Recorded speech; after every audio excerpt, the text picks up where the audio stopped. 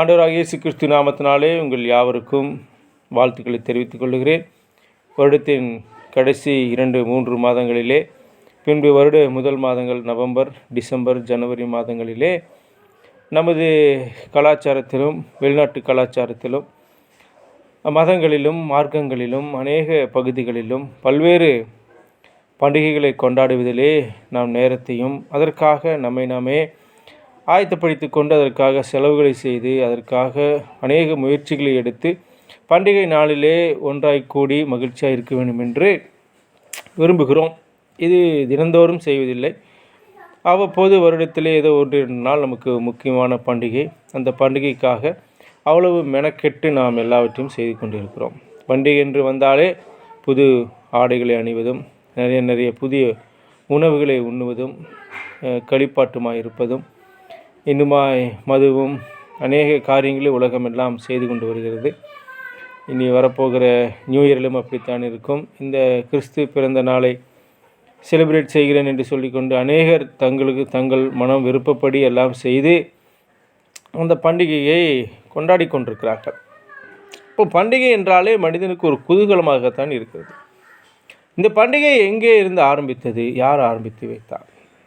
நாம் வேதத்திலே பார்க்கும் பொழுது யாத்திராகமத்திலே முதலாக ஒரு பண்டிகை கொண்டாடப்பட்டது. அந்த பண்டிகையுமே தேவன் விரும்பாத பண்டிகையாக போய்விட்டது. மனிதன் தன் விருப்பப்படி ஏற்படுத்தி கொண்டு இது தேவனுக்காக இந்த பண்டிகையை செலுத்துகிறேன், பண்டிகை கொண்டாடுகிறேன் என்று சொன்னது கர்த்தருடைய மனதிற்கு, பிதாவாகிய தேவனுக்கு அது மிகுந்த வருத்தமாக இருந்தது. யாத்திராகமம் 32ஆம் அதிகாரத்திலே இந்த சம்பவத்தை நாம் படிக்கிறோம். மோசேயானவர் இஸ்ரவேல் ஜனங்களை விட்டு கர்த்தருடைய சமூகத்திலே சென்று, பிதாவாகிய தேவனுடைய சமூகத்திலே சென்று கட்டளைகளை வாங்கும்படியாக போனவர் தான். இன்னும் வரவே இல்லை. கிட்டத்தட்ட 40 நாள் ஆயிற்று. என்ன ஆயிற்றுன்னு தெரியவில்லை. ஜனங்கள் இங்கே புசித்து குடித்து மிகுந்த சந்தோஷமாக இருக்கிற நேரத்திலே பாருங்கள், யாத்திரா 31:18 சீனாய் மலையில் அவர் மோசேயோடு பேசி முடித்த பின்பு தேவனுடைய விரைவினால் எழுதப்பட்ட கற்பனையாகிய சாட்சியின் 2 பலகைகளை அவனிடத்தில் கொடுத்தார். மோசே அங்கே இல்லை. மோசே சீனாய் மலையிலே கர்த்தருடைய சமூகத்திலே கட்டளைகளை வாங்கி கொண்டு கீழே வந்து கொண்டிருக்கிறார். அதற்குள்ளாக அங்கேருந்து இஸ்ரவேல் ஜனங்கள் 32ஆம் அதிகாரத்திலே மோசே மலையிலிருந்து இறங்கி வர தாமதிக்கிறதை ஜனங்கள் கண்டபொழுது அவர்கள் ஆரோனிடத்தில் கூட்டங்கூடி அவனை நோக்கி, எகிப்திலிருந்து எங்களை அழைத்து கொண்டு வந்த அந்த மோசேக்கு என்ன சம்பவித்ததோ அறியோம். ஆதலால் நீ எழுந்து எங்களுக்கு முன் செல்லும் தெய்வங்களை எங்களுக்கு உண்டு பண்ணும் என்றார்கள். அப்போது ஆரோன் என்ன பண்ணுறாரு? ஒரு இக்கட்டான சூழ்நிலை வந்துடுறாரு. மோசேக்கு என்ன நடந்ததுன்னு இந்த ஜனங்களுக்கு தெரியல, ஆரோனுக்கு தெரியல. 40 நாளுக்கு ஆயிற்று. அப்போது ஆரோன் என்ன செய்கிறாரு? உங்கள் காதுகளில் கழுத்துகளில் இருக்கிற பொன் ஆபரணங்கள் எல்லாம் கொண்டு வரும்படி சொல்லுகிறார். அவரெல்லாம் கொண்டு வந்து கொடுக்கிறார்கள். அப்போ 4 வசனம், அவர்கள் கையிலிருந்து அவன் அந்த பொன்னை வாங்கி சிற்ப கருவியினால் கருப்பிடித்து ஒரு கன்றுக்குட்டியை வார்ப்பித்தான். அப்பொழுது அவர்கள் இஸ்ரவேலரே, உங்களை எகிப்து தேசத்திலிருந்து அழைத்து கொண்டு வந்த உங்கள் தெய்வங்கள் இவைகளே என்றார்கள். பாருங்கள், ஆரோன் இந்த கன்றுக்குட்டியை செஞ்சுருக்கிறாரு. இதுக்கு ஒரு காரணம், ஏற்கனவே எகிப்தில் அவங்க கன்றுக்குட்டியை வணங்கியிருக்கிறாங்க. அப்போ அதே போல் அதை விரும்புகிற மக்களுக்காக ஒரு கன்றுக்குட்டியை செஞ்சுட்டாரு. கடைசியில் என்ன சொல்கிறார்? 5 வசனம், ஆரோன் அதை பார்த்து அதற்கு முன்பாக ஒரு பலிபீடத்தை கட்டி நாளைக்கு கர்த்தருக்கு பண்டிகை என்று கூறினான். அப்போது இங்கே பண்டிகைங்கிற வார்த்தை வருகிறது. ஆனால் மெய்யாகவே தேவன் யாத்திராகமம் 5ஆம் அதிகாரம் 1ஆம் வசனத்திலே பார்வோனை சந்திக்கும் பொழுது மோசேயும் ஆரோனும் எதற்காக இஸ்ரவேல் ஜனங்களை விடுதலையாக்க வேண்டும் என்று சொல்லுகிறார். பாருங்கள், மோசே ஆரோனும் யாத்திராகமம் 5:1 பின்பு மோசேயும் ஆரோனும் பார்வோனிடத்தில் போய், இஸ்ரவேலின் தேவனாகி கர்த்தர் வனாந்திரத்திலே எனக்கு பண்டிகை கொண்டாடும்படி என் ஜனங்களை போக விட வேண்டும் என்று சொல்லுகிறார் என்றார்கள். பாருங்கள், தேவனே தான் கூப்பிட்றாரு. இஸ்ரவேல் ஜனங்களை விடுதலையாக்க 430 வருடத்துக்கு கழித்து எகிப்திலிருந்து புறப்பட்டு போகும் பொழுது பண்டிகை கொண்டாடும்படியாக தேவன் விரும்புகிறார் என்று அங்கே மோசேயானவர் பார்வோனிடத்திலே சொல்லுகிறார். தேவன் தனக்கு ஜனங்கள் பண்டிகை கொண்டாட வேண்டும் என்று விரும்பினதினாலே தான் அங்கே அழைத்து செல்கிறார். அதற்காக மோசே சென்று பேசினார். அதன் பின்பு நமக்கு அதோட வரலாறெல்லாம் தெரியும். 10 வாரங்களுக்கு பின்பு பஸ்கா பண்டிகையிலிருந்து அவர்கள் ஆரம்பித்து இஸ்ரேல் ஜனங்கள் வந்து கொண்டிருக்கிறார்கள். இப்பொழுது கன்றுக்குட்டியை செய்து அது பண்டிகை என்று சொல்லி அதற்கு முன்பதாக விழுந்து வணங்கி கொண்டிருக்கிறார்கள். அடுத்த வசனம் யாத்ரா 32:6. மறுநாள் அவர்கள் அதிகாலையில் எழுந்து சர்வாங்க தகன பலியிட்டு சமாதான பலிகளை செலுத்தினார்கள். பின்பு ஜனங்கள் புசிக்கவும் குடிக்கவும் உட்கார்ந்து விளையாட எழுந்திருந்தார்கள். இன்றைக்கி வரைக்கும் பண்டிகைனாவே அதாங்க. புசிக்கணும், குடிக்கணும், விளையாடணும், எழுந்திருக்கணும், பலிகளை செலுத்த வேண்டும். எல்லா விதமான மத சம்பந்தமான பண்டிகையாகட்டும், பல்வேறு பொதுவான பண்டிகையாகட்டும், அதில் விருந்தும் ஆட்டமும் பாட்டமும் இல்லாமல் பண்டிகையே இருக்காது. இதை அன்றே இஸ்ரவேல் ஜனங்கள் அனுபவித்தார்கள், செலிப்ரேட் பண்ணாங்க. ஒருவேளை தேவன் தனக்கு பண்டிகை வேண்டும் என்று சொன்னால் அவர் நம்மிடத்தில் எப்படி எதிர்பார்க்கிறார் என்று நாம் தெரிந்து கொள்ள வேண்டும். மேற்கொண்டு இஸ்ரவேல் ஜனங்கள் பண்டிகைகளை கொண்டாடினார்களா? அது தேவன் எப்படி வெளிப்படுத்தினார்? யாத்திராகமம் 13ஆம் அதிகாரத்திலே 6ஆம் வசனம், புளிப்பில்லாத அப்பத்தை 7 நாளளவும் புசிக்க கடுவாய், 7ஆம் நாளிலே கர்த்தருக்கு பண்டிகை ஆசரிக்கப்படுவதாக. தேவனே சொல்கிறார், கர்த்தருக்கு பண்டிகை செய்யுங்கள் என்று. அது எத்தனை நாள் செய்ய வேண்டும், என்ன சாப்பிட வேண்டும் என்று சொல்லுகிறார். இப்படியே சொல்லிக்கொண்டு 19ஆம் வசனம், கர்த்தரின் நியாயப்பிரமாணம் உன் வாயில் இருக்கும்படிக்கு இது உன் கையிலே ஒரு அடையாளமாகவும் உன் கண்கள் நடுவிலே நினைப்பூட்டுதலாகவும் இருக்க கடவுது. பலத்த கையினால் கர்த்தர் உன்னை எகிப்திலிருந்து புறப்பட பண்ணினார். ஆகையால் நீ வருஷந்தோறும் குறித்த காலத்தில் இந்த நியமத்தை ஆசரித்து வருவாயாக அப்படின்னு ஒரு கட்டளை கொடுக்குறாரு. பண்டிகையை குறித்து சொல்கிறாரு. எத்தனை நாள் கொண்டாட வேண்டும், அந்த கொண்டாட்டத்தில் என்ன சாப்பிட வேண்டும் என்று சொல்லுகிறார். வருஷந்தோறும் இதை ஆசாரிக்க வேண்டும் என்று ஒரு கட்டளை கொடுக்கிறார். யாத்திராகமம் 23ஆம் அதிகாரம் 14ஆம் வசனத்தில் இப்படி படிக்கிறோம், வருஷத்தில் 3 தரம் எனக்கு பண்டிகை ஆசாரிப்பாயாக. தேவனே மோசே மூலமாக இஸ்ரவேல் ஜனங்களுக்கு பண்டிகை ஆசாரிக்கும்படியாக சொல்லுகிறார். தேவன் விரும்புகிறார் 3 தரம் இஸ்ரவேல் ஜனங்கள் பண்டிகை கொண்டாட வேண்டும். 15 புளிப்பில்லா அப்ப பண்டிகை கொண்டாடி நான் உனக்கு கட்டளையிட்டபடியே ஆபீப் மாதத்தின் குறித்த காலத்தில் 7 நாள் புளிப்பில்லா அப்பம் புசிப்பாயாக. அந்த மாதத்தில் எகிப்திலிருந்து புறப்பட்டாயே, என் சந்நிதியில் வெறுங்கையாய் வர வேண்டாம். இஸ்ரவேல் ஜனங்கள் எகிப்திலிருந்து புறப்பட்ட மாதம் ஆபீப் மாதம். அந்த மாதத்திலே இந்த புளிப்பில்லா அப்ப பண்டிகை கொண்டாட வேண்டும். அதுவும் 7 நாள் கொண்டாட வேண்டும். 7 நாளும் புளிப்பில்லாத அப்பத்தை புசிக்க வேண்டும் என்று கூறுகிறார். முதலாவது கருத்து, எந்த மாதம் கொண்டாட வேண்டும் என்று சொல்லுகிறார். இரண்டாவது, எத்தனை நாள் கொண்டாட வேண்டும் என்று சொல்லுகிறார். மூன்றாவது, அந்த பண்டிகையிலே என்ன சாப்பிட வேண்டும் என்று கூறுகிறார். நான்காவது, வெறுங்கையாய் அங்கே வரக்கூடாது. பாருங்கள் 16ஆம் வசனம், நீ வயலில் விதைத்த உன் பயிர் வேலைகளிலும் முதற்பலனை செலுத்துகிற அறுப்புகால பண்டிகையும் வருஷ முடிவிலே நீ வயலில் உன் வேலைகளில் பலனும் சேர்த்து தீர்ந்தபோது சேர்ப்பு கால பண்டிகையும் ஆசாரிப்பாயாக. 3 பண்டிகை சொல்கிறார். அப்போது இந்த 3 பண்டிகையும் 17ஆம் வசனம், வருஷத்தில் 3 தரம் உன் ஆண் மக்கள் எல்லோரும் கர்த்தராகிய ஆண்டவருடைய சந்நிதியில் வரக்கடவர்கள். அதாவது எருசலேமுக்கு வர வேண்டும். 15ஆம் வசனத்திலே புளிப்பில்லாத அப்ப பண்டிகை, 16ஆவது வசனத்திலே அறுப்புகால பண்டிகை 2வது, 3வது பண்டிகை சேர்ப்பு கால பண்டிகை. இந்த 3 பண்டிகையும் தேவன் தனக்கு கொண்டாடும்படியாக அதனான காரணத்தையும் அவர் சொல்லுகிறார். யாத்திராகமம் 34 23ஆம் வசனம், வருஷத்தில் 3 தரம் உங்கள் ஆண்மக்கள் எல்லோரும் இஸ்ரவேலின் தேவனாயிருக்கிற கர்த்தராகிய ஆண்டவரின் சந்நிதியில் வரக்கடவர்கள். தேவனே தெளிவாக யார் வரணும்னு சொல்லியிருக்கிறாரு. லேவியராகமம் 23ஆம் அதிகாரம், பின்னும் கர்த்தர் மோசேயை நோக்கி 1ஆம் வசனம் 2, நீ இஸ்ரவேல் புத்தரோடு சொல்ல வேண்டியது என்னவென்றால், சபை கூடி வந்து பரிசுத்த நாளாக ஆசரிக்கும்படி நீங்கள் கூற வேண்டிய கர்த்தருடைய பண்டிகை நாட்களாவன. தெளிவாக சொல்கிறாரு. கர்த்தருடைய பண்டிகை அது என்ன செய்யணும்னு சொல்கிறாரு. 3ஆம் வசனம், 6 நாளும் வேலை செய்ய வேண்டும். 7ஆம் நாள் பரிசுத்த சபை கூடுதலான ஓய்வு நாளை அனுசரிக்கும்படியாக கூறுகிறார். 2, ஒரு வேலையும் செய்ய வேண்டாம். அது உங்கள் வாசஸ்தலங்கள் எல்லாம் கர்த்தருக்கென்று ஓய்ந்திருக்கும் நாளாக இருப்பதாக. 5ஆம் வசனம், முதலாம் மாதம் 14ஆம் தேதி அந்தி நேரமாகிய வேளையில் கர்த்தரின் பஸ்கா பண்டிகை. அந்த மாதம் 15ஆம் தேதியிலே கர்த்தருக்கு புளிப்பில்லா அப்ப பண்டிகையும் இருக்கும். 7 நாளளவும் புளிப்பில்லா அப்பங்களை புசிக்க வேண்டும். என்ன பண்டிகைன்னு சொல்கிறாரு? அதுக்கு பேர் 5ஆம் வசனத்தில் நம்ம படிக்கிறோம், பஸ்கா பண்டிகை. அதுக்கு தேதி குறிப்பிட்டார், முதலாம் மாதம் 14ஆம் தேதி. நம்ம ஊரில் சொல்லணுன்னா ஜனவரி 14 அப்படின்னு சொல்லலாம்.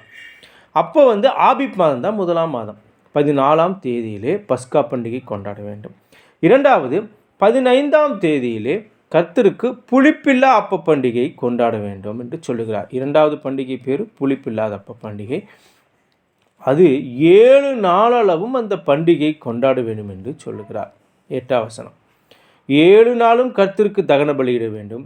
7 நாளும் பரிசுத்தமான சபை கூடுதல், அதில் சாதாரணமான யாதொரு வேலையும் செய்யலாகாது என்று சொல் என்றார். இப்போ இஸ்ரவேல் ஜனங்களுக்கு மோசே மூலமாக தேவன் தனக்கு ஒரு பண்டிகை வேண்டும், என்ன தேதியில் வேண்டும், என்ன சாப்பிட வேண்டும், எத்தனை நாள் செய்ய வேண்டும், எந்த மணி நேரத்தில் செய்ய வேண்டும் என்று கூட தெளிவாக சொல்லியிருக்கிறார். என்னாகும் 28ஆம் அதிகாரம் 16வது வசனம், முதலாம் மாதம் 14ஆம் தேதியில் கர்த்தருக்கு உரிய பஸ்கா. அந்த மாதம் 15ஆம் தேதி பண்டிகை நாள்.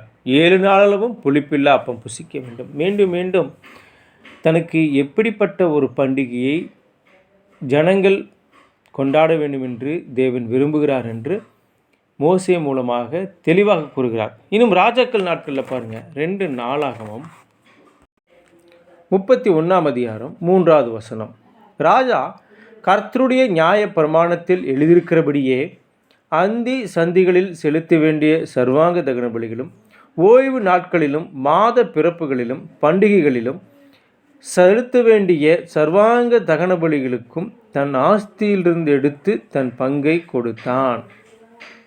யூதாவின் ராஜாவாகிய எசேக்கியா என்ன செய்கிறார்?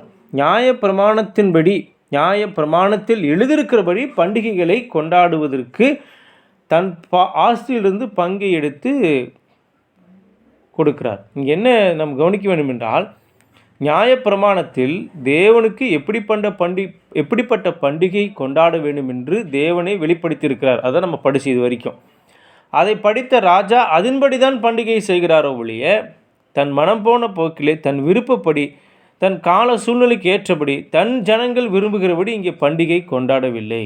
இன்னொரு வசனம் கூட வாசிப்போம். எசேக்கியேல் 44 25 வசனத்தில் 24 வசனம், வழக்கிருந்தால் அவர்கள் நியாயம் தீர்க்க ஆயத்தமாயிருந்து என் நியாயங்களின்படி அதை தீர்த்து என்னுடைய பண்டிகைகள் எல்லாம் என் நியாய பிரமாணங்களையும் என் கட்டளைகளையும் கை கொண்டு என் ஓய்வு நாளை பரிசுத்தமாக்க கடவர்கள். அதாவது என்ன சொல்கிறாரு? பண்டிகைகளில் எல்லாம் என் நியாய பிரமாணத்தையும் என் கட்டளைகளையும் கை கொண்டு, நியாய பிரமாணம் பண்டிகை எல்லாம் கட்டளைக்கு உட்பட்டு நடக்கிறது, அதன்படி தான் செய்யணும்.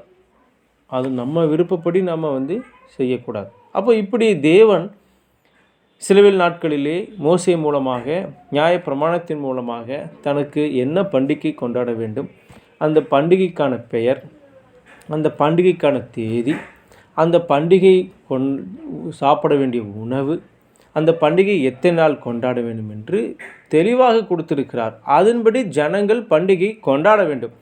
ஆனால் அது நாள் கடந்து போகிற பொழுது ஏசாயா 1ஆம் அதிகாரத்திலே இஸ்ரவேல் ஜனங்களுடைய பொல்லாப்பின் நிமித்தமாகவும் தேவன் கொடுத்த அந்த பண்டிகைக்குரிய நோக்கத்தை மாற்றி போட்டதினாலே தேவன் மிகுந்த மன உளைச்சலாகி நோவாவின் காலத்தில் வருத்தப்பட்டது போல இப்பவும் வருத்தப்பட்டு என்ன சொல்லுகிறார்?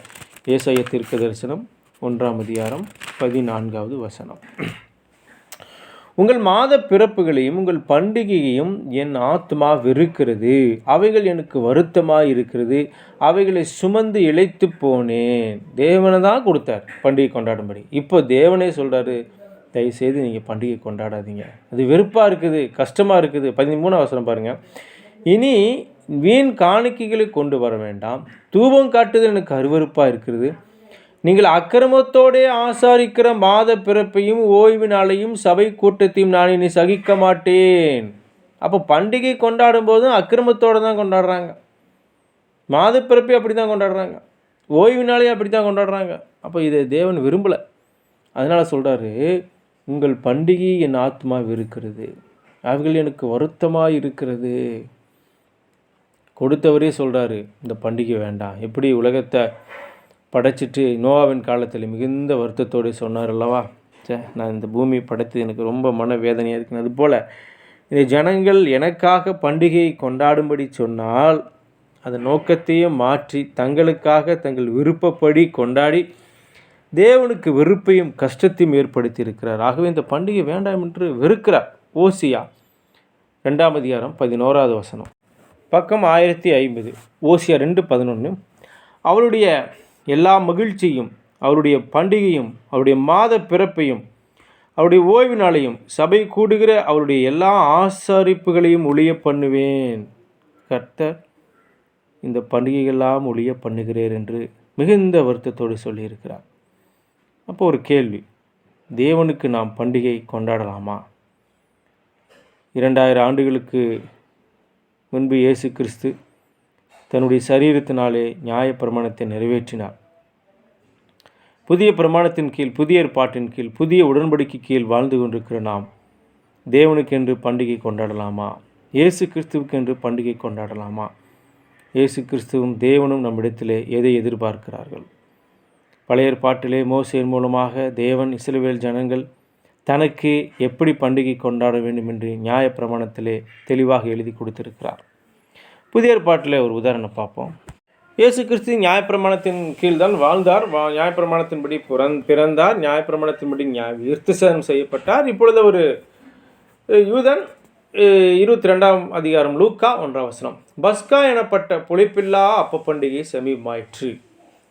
எப்படி நம்ம ஊரில் கிறிஸ்மஸ்ஸு, பொங்கல், நியூ இயரு எல்லாம் அப்படியே கிட்ட வரும்போது அதை எப்படி செலிப்ரேட் பண்ணலாம் அப்படின்னு பிளான் பண்ணுவோம். யார் வீட்டுக்கு போகலாம், என்ன வாங்கலாம், என்ன விருந்து செய்யலான்னு நம்ம பிளான் பண்ணி நம்முடைய வசதிக்கு தகுந்தாற் போல் அவைகளெல்லாம் செய்வோம். அப்போது இங்கே பஸ்கா பண்டிகை நம்ம படித்தமில்லவா, ஆதி ஆகமத்திலே, இதை மன்னிக்கணும், யாத்திராகமத்திலே ஆபிப் மாதம் 14ஆம் தேதி 15ஆம் தேதியிலே, முதலாம் மாதம் 14, 15 கர்த்தருக்கென்று பஸ்கா பண்டிகை கொண்டாட வேண்டும், புளிப்பில்லா அப்பத்தை சாப்பிட வேண்டும் என்று அந்த பண்டிகை கொண்டாடும்படியாக 2000 ஆண்டுகளுக்கு பின்பு இயேசு கிறிஸ்து, மோசேக்கு பிறகு இயேசு கிறிஸ்து இங்கே கொண்டாடும்படியாக ஆயத்தப்படுத்தி இருக்கிறார். அதற்காக சீசர்களெல்லாம் கூடி வந்திருக்கிறார்கள். 7ஆம் வசனம், பஸ்காவை பலியிட வேண்டும் என்று புளிப்பில்லா அப்ப பண்டிகை நாள் வந்தது. அப்பொழுது அவர் பேதுருவையும் யோவானையும் அழைத்து, நாம் பஸ்காவை புசிக்கும்படி நீங்கள் போய் அதை நமக்கு ஆயத்தம் பண்ணுங்கள் என்றார். இப்பொழுது இயேசு கிறிஸ்து தான் பேதுருவையும் யோவானையும் கூப்பிட்டு பஸ்காவை புசிக்கும்படியாக ஆயத்தப்படுத்துங்கள் என்று சொல்கிறார். 9ஆம் வசனம் நல்ல கவனிங்க. அதற்கு அவர்கள், பேதுரு யோவானும் கிறிஸ்துவை பார்த்து கேட்குறாங்க, நாங்கள் அதை எங்கே ஆயத்தம் பண்ணும்படி சித்தமாக இருக்கிறீர் என்று கேட்டார்கள். உமக்கு எங்கே விருப்பம் என்று கேட்கிறார்கள். இயேசு கிறிஸ்துவும் சீசர்களும் பஸ்கா பண்டிகையை ஆசாரிக்கும்படியாக, புளிப்பில்லா அப்பத்தை புசிக்கும்படியாக எங்கே போகலாம் அப்படின்னு சீசர்கள் தான் இயேசு கிறிஸ்துவை கேட்கிறார்கள். வெளியே இங்கே போகலாம், இங்கே நல்லா இருக்கும் அப்படின்னு சொல்லி யாரும் ஐடியா கொடுக்கல.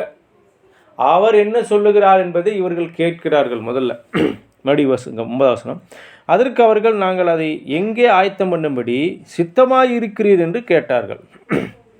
அதற்கு அவர், இயேசு கிறிஸ்து சொல்கிறார், நீங்கள் நகரத்தில் பிரவேசிக்கும் பொழுது ஒரு ஊருக்கு போங்க, இப்போ இருக்கிற ஊருக்கு போங்க, தண்ணீர் குடம் சுமந்து வருகிற ஒரு மனுஷன் உங்களுக்கு எதிர்படுவான். நீங்கள் அவனுக்கு பின் சென்று அவன் போகும் வீட்டிற்குள் நீங்களும் போய் அந்த வீட்டு எஜமானை நோக்கி, நான் என் சீசரோடு கூட பஸ்காவை புசிப்பதற்கு தகுதியான இடம் எங்கே என்று போதகர் உம்மிடத்தில் கேட்கிறார் என்று சொல்லுங்கள். ஒரு ஆள் அடையாளம் சொல்கிறாரு. அவன் வரும்போது என்ன கொண்டு வருவார்னு சொல்கிறாரு. அவன் பின்னாண்ட போங்கன்னு சொல்கிறாரு. அவன் கேள்வி கேட்டால் இந்த மாதிரி பதில் சொல்லுங்க அப்படின்னு மிக தெளிவாக இயேசு கிறிஸ்து தனக்கு பஸ்காவை எங்கே ஆசரிக்க வேண்டும் என்று அடையாளம் எல்லாம் சொல்லுகிறார். 12ஆம் வசனம், அவன் கம்பளம் முதலானவைகள் விரித்திருக்கிற மேல் வீட்டில் உள்ள ஒரு பெரிய அறையை உங்களுக்கு காண்பிப்பான், அங்கே ஆயத்தம் பண்ணுங்கள் என்று சொல்லி அனுப்பினார். அவர்கள் போய் தங்களிடத்தில் அவர் சொன்னபடியே கண்டு பஸ்காவை ஆயத்தம் பண்ணினார்கள். இப்போது தனக்கான பண்டிகையை இயேசு கிறிஸ்து கொண்டாடுகிறார். சீசர்களோடு ஒரு மேல் வீட்டிலே கம்பளம் விரித்த அந்த மேல் அறையிலே பஸ்காவை கொண்டாடப் போகிறார். அதில் தான் முதலாக இயேசு கிறிஸ்து கர்த்தருடைய பந்தியை ராபோஜனத்தை அறிமுகப்படுத்த போகிறார். அது அடுத்து நடந்ததுன்னா நமக்கு தெரியும். இப்போ இங்கே என்ன நம்ம புரிஞ்சுக்கிறோம் அப்படின்னா, தனக்கான பண்டிகை தான் எங்கே கொண்டாட வேண்டும் என்று இயேசு கிறிஸ்து சீசர்களுக்கு சொல்லி அவர் அந்த பந்தியை அந்த பஸ்காவை ஏற்படுத்தி அதன்படி தான் செய்கிறார். அப்போ ஒரு கேள்வி, இயேசு கிறிஸ்து பூமியிலே எத்தனை ஆண்டுகள் உயிரோடு வாழ்ந்தார்? 33 ஆண்டுகள் வாழ்ந்தார். 33 ஆண்டுகளிலே எத்தனை பிறந்த நாளை அவர் கொண்டாடினார்? மத்தேயிலிருந்து வெளிப்படுத்தின விசேஷம் வரைக்கும் யாராவது சொல்ல முடியுங்களா? இயேசு கிறிஸ்து தன் சீசரோடு 25வது பிறந்த நாளை கடற்கரை ஓரத்திலே லாசரு வீட்டிலே கொண்டாடினார். இல்லை மார்த்தாள் மரியாள் வீட்டிலே கொண்டாடினார். இல்லை சகேயு வீட்டிலே கொண்டாடினார். இல்லை கானாவூர் கல்யாணத்திலே கொண்டாடினார். எங்கேயாவது 33 வருட பிறந்த நாளும் இயேசு கிறிஸ்து கொண்டாடினாரா? இயேசு கிறிஸ்து பிறந்தது உலகத்தை அறிவிக்கும்படியாக அன்று இஸ்ரவேல் ஜனங்கள் மேய்ப்பருக்கு சொல்லப்பட்டது. சாஸ்திரிகள் வந்து வணங்கினார்கள். அதோடு அந்த சம்பவம் முடிந்தது. அதன் பின்பு 12வது வயதிலே படிக்கிறோம். அதன் பின்பு 30வது வயதிலே ஞானஸ்நானம் என்று படிக்கிறோம். எங்காவது தன்னுடைய சீசர்களையோ தன் தாய் தகப்பனையோ நோக்கி எனக்கு பிறந்த நாள் கொண்டாடுங்கள் என்று சொல்லி இருக்கிறாரா? அல்லது கொண்டாடித்தான் இருக்கிறாரா? அப்படி ஒருவேளை தனக்கு தேவைப்பட்டிருக்குமானால் அவர் தன்னை நினைவு கூறும்படி சொல்லுகிறார். அதுதான் மத்தேயு சுவிசேஷம் 26ஆம் அதிகாரத்திலே 26 மத்தேயு 26 அவர் போஜன பண்டிகையில் இயேசு அப்பத்தை எடுத்து ஆசீர்வதித்து அதை பிட்டு சீசர்கள் கொடுத்து, நீங்கள் வாங்கி பூசிங்கள், இது என்னுடைய சரீரமாக இருக்கிறது என்றார். பின்பு பாத்திரத்தை எடுத்து ஸ்தோத்திரம் பண்ணி அதை அவர்களுக்கு கொடுத்து, நீங்கள் எல்லாரும் இதில் பானம் பண்ணுங்கள், இது பாவ மன்னிப்பு உண்டாகும்படி அநேகருக்கு சிந்தப்படுகிற புது உடன்படிக்கைக்குரிய என்னுடைய இரத்தமாக இருக்கிறது. இதை பவுல் எழுதும் பொழுது மிக தெளிவாக எழுதுகிறார். 1 கொரிந்தியர் 11ஆம் அதிகாரத்திலே என்னை நினைவு கூறும்படி இதை செய்யுங்கள் என்று சொன்னதாக பவுல் சொல்லுகிறார். பவுல் சுயமாய் சொல்லவில்லை, கர்த்தரிடத்தில் பெற்றுக்கொண்டேன். அதை வாசித்து விடுவோம். 1 கொரிந்தியர் 11ஆம் அதிகாரம் 23ஆம் வசனம். நான் உங்களுக்கு ஒப்புவித்ததை கர்த்தரிடத்தில் பெற்றுக்கொண்டேன், என்னவெனில் கர்த்தராகிய இயேசு தாம் காட்டி கொடுக்கப்பட்ட என்ற ராத்திரியில் அப்பத்தை எடுத்து ஸ்தோத்திரம் பண்ணி அதை பிட்டு, நீங்கள் வாங்கி பூசிங்கள், இது உங்களுக்காக பிற்கப்படுகிற என்னுடைய சரீரமாக இருக்கிறது, என்னை நினைவு கூறும்படி இதை செய்யுங்கள் என்றார். அதே 25ஆம் வசனம். போஜனம் பண்ணின பின்பு அவர் அந்தப்படியே பாத்திரத்தை எடுத்து, இந்த பாத்திரம் என் இரத்தத்தினாலாகிய புதிய உடன்படிக்கையாக இருக்கிறது, நீங்கள் இதை பானம் பண்ணும்போதெல்லாம் என்னை நினைவு கூறும்படி இதை செய்யுங்கள் என்றார். 2 வசனத்திலே சொல்லுகிறார், என்னை நினைவு கூறும்படி அவருடைய சரீரத்துக்கு நினைவாக இருக்கிற அப்பத்தையும் அவருடைய இரத்தத்திற்கு நினைவாக இருக்கிற திராட்சரசத்தையும் நாம் பங்கு பெற வேண்டும் என்று சொல்லுகிறார். அப்போஸ்தலர் 20ஆம் அதிகாரம் 7ஆம் வசனத்தில் தெரியும், சீசர்கள் வாரத்தின் முதல் நாளிலே அப்பம் விற்கும்படி கூடி வந்தார்கள் என்று. அப்போது தன்னுடைய வாழ்நாட்களிலே நாம் இயேசு கிறிஸ்துவனுடைய நாட்களை எதை நினைத்து பார்க்க வேண்டும் என்று அவர் விரும்புகிறார்? அவருடைய மரணத்தை தான் நினைத்து பார்க்க வேண்டும் என்று விரும்புகிறார் ஒழிய வேறு எதையுமே கேட்கல. என்னுடைய பிறந்த நாளை நீங்கள் வருஷம் கொண்டாடுங்க அப்படின்னு சொல்லவும் இல்லை, கேட்கவும் இல்லை. இன்னொரு வசனம் பாருங்கள். பவுல் தன்னுடைய நிருபத்தில் இப்படி எழுதியிருக்கிறார். 2 கொரிந்தியர் 5ஆம் அதிகாரம் 16வது வசனம். 2 கொரிந்தியர் 5:16. ஆகையால் இது முதற்கொண்டு நாங்கள் ஒருவனையும் மாம்சத்தின்படி அறியோம். நாங்கள் கிறிஸ்துவையும் மாம்சத்தின்படி அறிந்திருந்தால் இனி ஒருபோதும் அவரை மாம்சத்தின்படி அறியோம். நாங்கள் கிறிஸ்துவ மாம்சத்தின்படி தெரிஞ்சுக்க மாட்டோம் அப்படின்னு தெளிவாக சொல்கிறார். அப்படின்னு என்ன அர்த்தம்?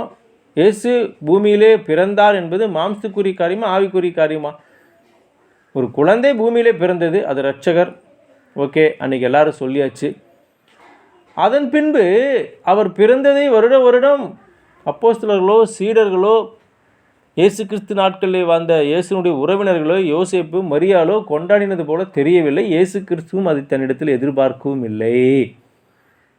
நாம் மாம்சத்தின்படி கிறிஸ்துவை அறிந்திருக்க வேண்டிய அவசியம் இல்லை. இயேசு பிறந்தார் என்பது மாம்சத்துக்குரிய காரியம். அவர் வாழ்ந்து உபதேசித்தது ஆவிக்குரிய காரியங்கள், அவர் மரித்து உயிரோடு எழுந்தது ஆவிக்குரிய காரியங்கள். மறுபடியும் இந்த வசனம் கவனிங்க. ஆகையால் இது முதற்கொண்டு நாங்கள் ஒருவனையும் மாம்சத்தின்படி அறியோம். அப்போ இன்றைக்கி இயேசுனுடைய பொம்மையை கொண்டு போய் வச்சுட்டு நடுஜாமத்தில் 12 மணிக்கு இயேசு கிறிஸ்து பிறந்தார். இல்லை, கிறிஸ்மஸ் டிசம்பர் 25 பிறந்தார். வேதத்திலே அங்கீகரிக்கப்படாத இந்த பண்டிகையை உலகெங்கும் இன்னைக்கு தேவனுடைய நாமத்தை வீணிலே வழங்கி தேவன் சொல்லாத பண்டிகை செய்து கொண்டிருக்கிறார். ஆமோஸ் 5:21. ஆமோஸ் 5:21. உங்கள் பண்டிகைகளை பகைத்து வெறுக்கிறேன், உங்கள் ஆசரிப்பு நாட்கள் எனக்கு பிரியவில்லை. பாருங்க, நல்லா கவனிங்க. நான் கர்த்தருக்கென்று பண்டிகை கொண்டாடுகிறேன், கர்த்தருக்கென்று நாட்களை விசேஷித்துக் கொள்ளுகிறேன் என்று சொல்லுகிற ஜனங்களே நல்லா கவனிங்க. அவர் தனக்கு ஒரு காரியம் வேண்டும் என்று சொன்னால் தெளிவாக சொல்லிவிடுவார். எந்த மாதம், என்ன தேதி, எந்த நேரம், என்ன உணவு உண்ண வேண்டும் என்று உட்பட சொல்லிக்கொள்ளுகிறார் தேவன்.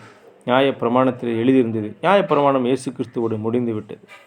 புதிய பிரமாணத்தின் கீழ் வாழ்கிற நாம் இயேசு கிறிஸ்து என்ன சொன்னாரோ அதை மட்டும்தான் செய்யணும்.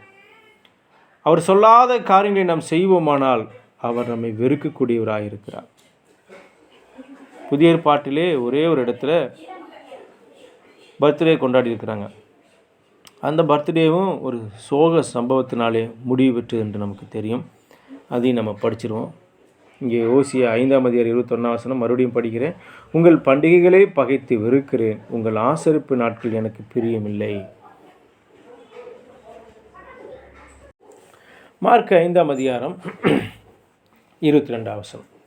ஏரோதியாரின் குமாரத்தி சபை நடுவே வந்து நடனம் பண்ணி ஏரோதையும் அவனுடைய கூட பந்து இருந்தவர்களையும் சந்தோஷப்படுத்தினாள். அப்பொழுது ராஜா சிறு பெண்ணை நோக்கி, உனக்கு வேண்டியதை என்னிடத்தில் கேள், அதை உனக்கு தருவேன் என்று சொன்னதுமன்னாமல், நீ என்னிடத்தில் எதை கேட்டாலும் அதை என் ராஜ்யத்தில் பாதியானாலும் அதை உனக்கு தருவேன் என்று அவளுக்கு ஆணையிட்டாள். இங்கே ஏரோதுக்கு முன்பதாக அவருடைய மகள் வந்து டான்ஸ் ஆடுறாங்க.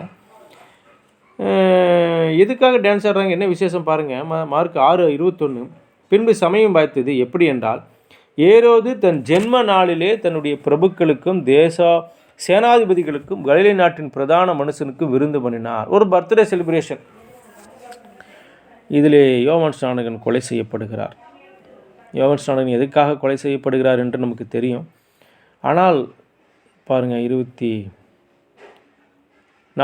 அப்பொழுது அவள் வெளியே போய், நான் என்ன கேட்க வேண்டும் என்று தன் தாயினிடத்தில் கேட்டாள். அதற்கு அவள், யோவான் ஸ்நானுடைய தலையை கேள் என்றாள். உடனே அவள் ராஜாவினிடத்தில் சீக்கிரம் போய், நீர் இப்பொழுதே ஒரு தாளந்தில் யோவான் ஸ்நானுடைய தலை எனக்கு தர வேண்டும் என்று கேட்டாள்.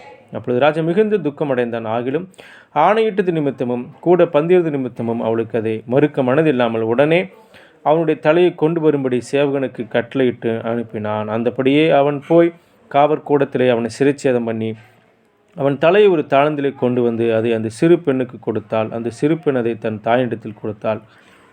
வேதாந்தத்திலே சொல்லப்பட்ட ஒரு புதிய ஏற்பாட்டிலே சொல்லப்பட்ட ஒரு பிறந்தநாள் விழாவிலே யோவான் ஸ்நானனுடைய தலை துண்டிக்கப்பட்டது. பிரியமானவர்களே, பிறந்த நாளை கொண்டாடும்படியாக தேவன் நமக்கு அனுமதி கொடுத்திருக்கிறாரா? அதுவும் கிறிஸ்துவனுடைய பிறந்த நாளை கொண்டாடும்படியாக தேவன் நமக்கு என்ன சொல்லியிருக்கிறார் என்று நாம் தான் யோசித்து பார்க்க வேண்டும்.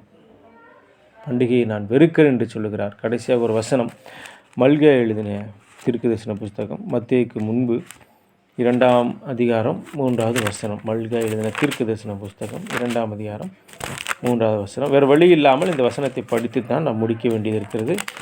தேவனை இப்படித்தான் சொல்லுகிறார். பக்கம் 1104. இதோ நான் உங்கள் பயிரை கெடுத்து உங்கள் பண்டிகையின் சாணியை உங்கள் முகங்களே இறைப்பேன், அதனோடு கூட நீங்கள் தள்ளுபடியாவீர்கள். தேவன் விரும்பாத காரியங்களை, தேவன் சொல்லாத காரியங்களை தேவனுடைய விஷயத்திலே தேவனுடைய பெயரை சொல்லி அல்லது ஆண்டவராக இயேசு கிறிஸ்துவினுடைய பெயரை சொல்லி கர்த்தருடைய பெயரை சொல்லி நான் அவரை கொண்டாடுகிறேன் என்று சொல்லி நடனம் பண்ணி மதுபானம் பண்ணி விருந்து பண்ணி தேவன் சொல்லாத காரியத்தை நாம் இன்று செய்வோமானால் தேவன் நமது முகத்திலே சாணியை இறக்கக்கூடியவராக இருக்கிறார். நம்முடைய பண்டிகையை வெறுக்கக்கூடியவராக இருக்கிறார். எந்த ஒரு விஷயத்திலும் தேவன் அவருக்கு தேவை என்றால் அவர் தெளிவாக சொல்லக்கூடியவராக இருப்பார். அப்படி என்ன தேதியிலே, எந்த மாதத்திலே, எந்த இடத்திலே என்ன உணவு செய்ய வேண்டும் என்று பஸ்கா பண்டிகை முதற்கொண்டு தெளிவாக சொன்ன தேவன் ஏன் புதிய ஏற்பாட்டிலே கிறிஸ்துவனுடைய பிறந்த நாளை கொண்டாடுங்கள் என்று சொல்ல மாட்டாரா? சொல்லியிருந்தால் தெளிவாய் சொல்லியிருப்பார் அல்லவா? சொல்லாத விஷயத்தை நாம் துணிவாய் நுழைந்து நாம் தண்டனைக்குள்ளாக ஏன் ஆக வேண்டும்? சற்று சிந்தித்து பாருங்கள். வேதத்தில் சொல்லாத இந்த கிறிஸ்மஸ் பண்டிகை 33 வருடம் உயிரோடு இருந்த இயேசு கிறிஸ்து ஒரு நாளிலும் கொண்டாடுவதில்லை. அதன் பின்பு அவருடைய சீசர்கள் அதை குறித்து நிருபங்களிலோ சுவிசேஷத்திலோ எங்கும் எழுதியிருக்கவில்லை. எங்கும் சொல்லப்படாத காரியங்களுக்கு துணிகரமாய் நுழைந்து நாம் பாவத்திற்கு ஏன் உள்ளாக வேண்டும்? சற்று சிந்தியுங்கள். வேதத்தை ஆராய்ந்து பாருங்கள், மனம் திரும்புங்கள், கர்த்தருக்கென்று உங்களை ஒப்புக்கொடுங்கள். உங்களுடைய கவனத்திற்கு நன்றி.